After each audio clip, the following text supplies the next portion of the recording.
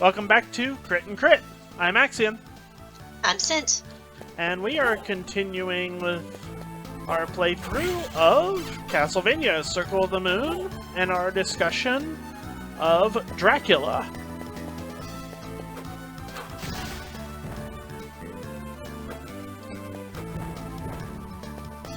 Yep.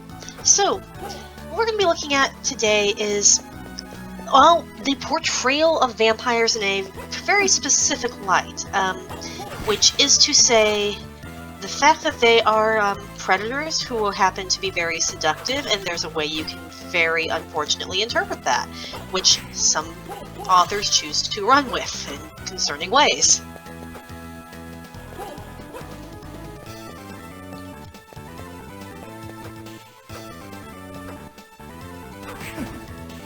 I knew you fell down the pit again, huh? I knew that was going to happen. Alright, so, I don't think it comes as a surprise that Stoker's vampires are all extremely attractive and predatory. And they don't look monstrous until basically right when things are too late to get out. And I believe this is carried over to quite a lot of more modern vampire fiction.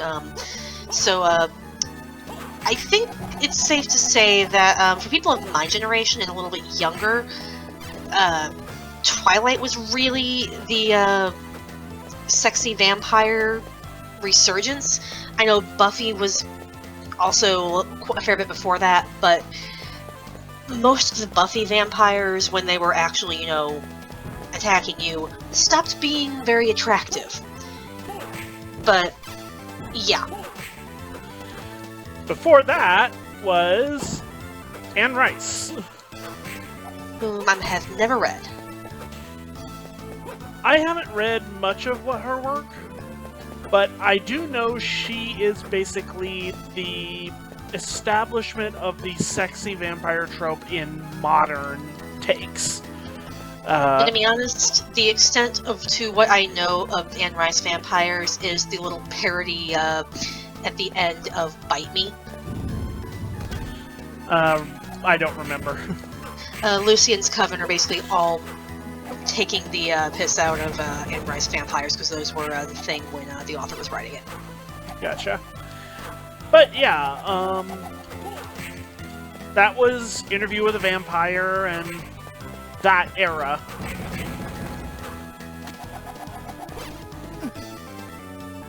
And they were very much the type of vampires that hunted by seducing their prey with their immortal beauty. Yep, and Stoker's vampires do definitely lean into this, if they aren't the ones that started in the first place, which I would say is quite likely, because vampires really took off in fiction after Dracula. It's the codifier for a reason. And, well, we see the Count already described as fairly attractive in most of his appearances, but the one that stands out to me is the appearance of the three brides.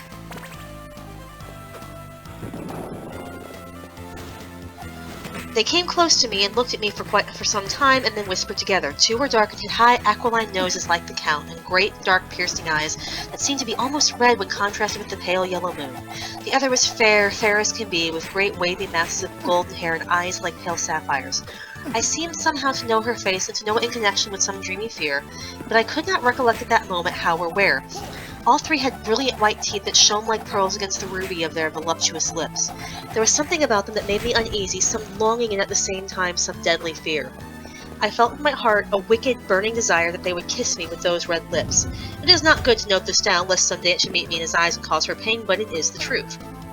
They whispered together, and then they all three laughed. Such a silvery, musical laugh, but as hard as though the sound could have come through the softness of human lips. It was like the intolerable tingling sweetness of water glasses when played on by a cunning hand. So, Harker, when first encountering them in the room he's not supposed to be in Dracula's castle, because, yeah, as you do, notes that he is terribly attracted to them, He is afraid of this fact, but he does acknowledge, like, yeah, I cannot deny I'm into it. And, in fact, they do almost kill him, arguing over who gets to go first, and, well, I was afraid to raise my eyelids, but looked out and saw perfectly under the lashes. The girl went on her knees and bent over me, simply gloating. There was a deliberate voluptuousness which was both thrilling and repulsive, and as she arched her neck, she actually licked her lips like an animal, till I could see in the moonlight the moisture shining on the scarlet lips and on the red tongue as it lacked the white, sharp teeth. Lower and lower went her head as the lips were below the range of my mouth and chin, and seemed about to fasten on my throat.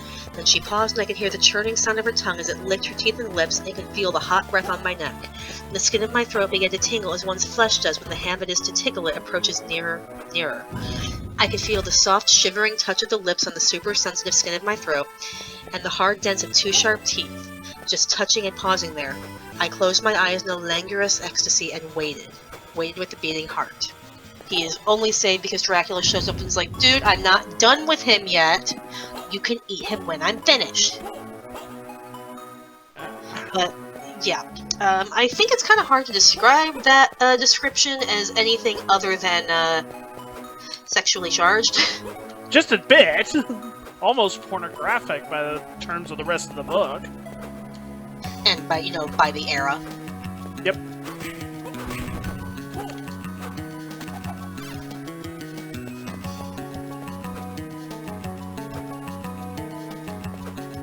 We kind of see this come into play with Lucy later, who, remember, we've mentioned before, Lucy is the perfect, pure-hearted young lady that everybody who meets just falls for instantly.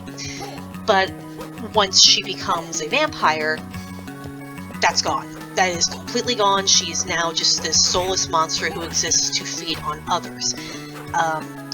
It's made worse in this light considering that the prey we are told she goes for are children. Yep.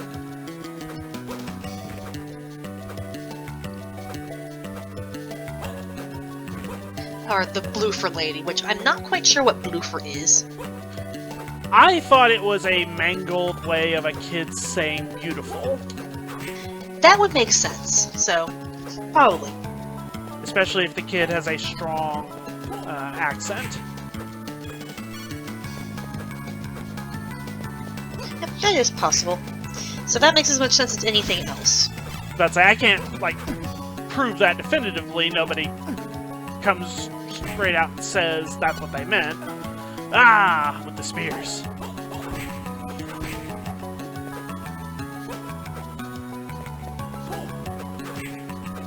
Anyway, but as you say, she ceases to be the chaste, gentle, loving woman that we've met throughout the story prior, and becomes a child predator.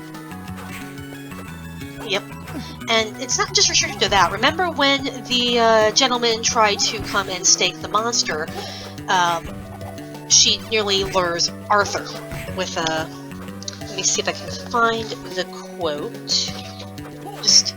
She still advanced, however, and with a languorous, voluptuous grace said, "Come to me, Arthur. Leave these others and come to me. My arms are hungry for you. Come and we can rest together. Come, my husband, come." There was something diabolically sweet in her tone, something of the tingling of glass when struck, which rang through the brains of even of us who heard the words addressed to another. As for Arthur, he seemed under a spell. Moving his hands from his face, he opened wide his arms. She was leaping for them when Van Helsing sprang forward and held between them his little golden crucifix.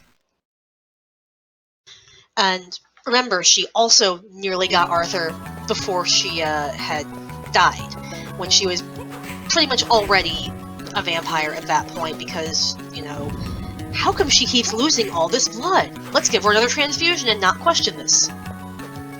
And she wants Arthur to give her a farewell kiss, since she's dying soon, and Van Helsing will not let him.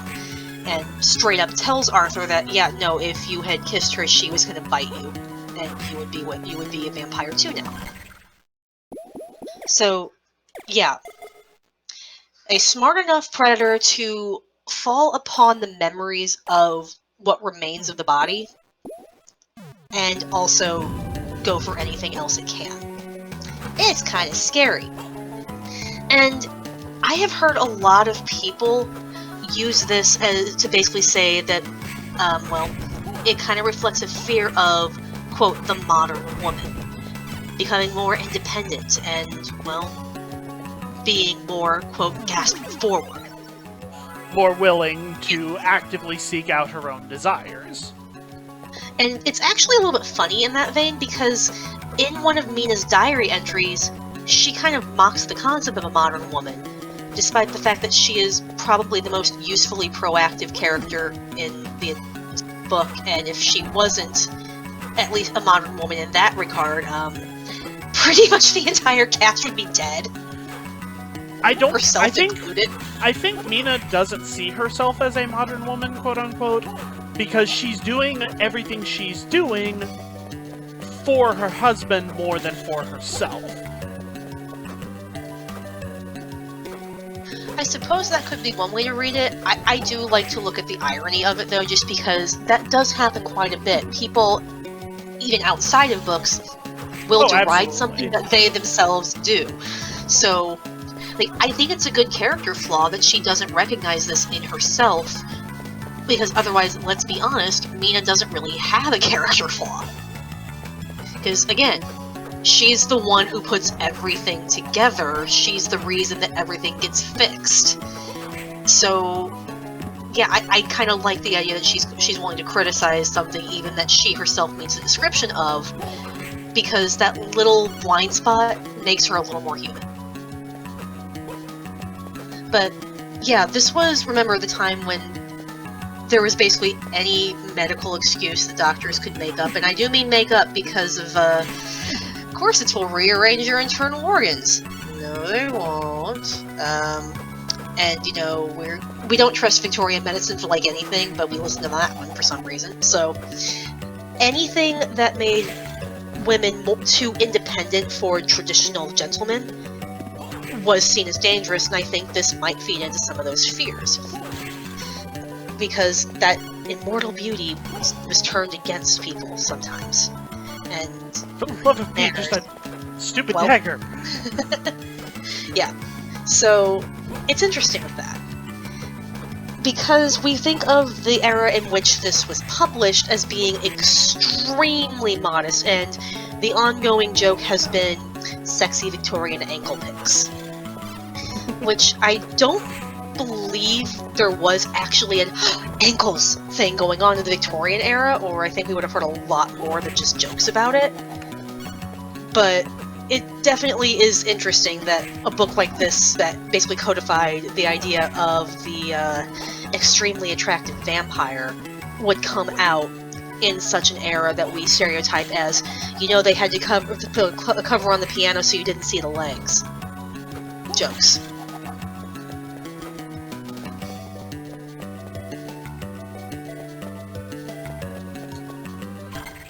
I'm a bit lost if it's not obvious. Yep. Again, Dracula himself is portrayed just as much as the women in this fashion. So, like, when they describe him feeding on Mina and forcing her to feed, it is very much framed as a seduction, and the latter not being very consensual, which raises further concerns with this. And it makes it really easy to make some really uncomfortable stories out of vampirism, which will feed into other topics we're talking about, because if you recall, the Dracula, the only male vampire that we actually see, is not a local, and that was a big worry at the time, which we can get into more later. Ah, I think this is where I was supposed to go. Okay. And yeah, the only other thing I can think to add here is with the immortal and unnatural attractiveness after death, would be that this was right around the time that embalming was beginning to be a thing, and a lot of the faithful saw this as not a good thing. It was unnatural, and it was still becoming accepted. So that could have been a Fastivus too. I can't think of anything else, so what say you?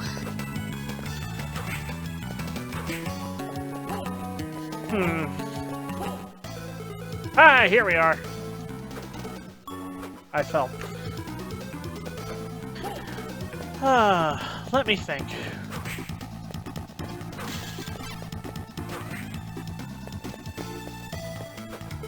So...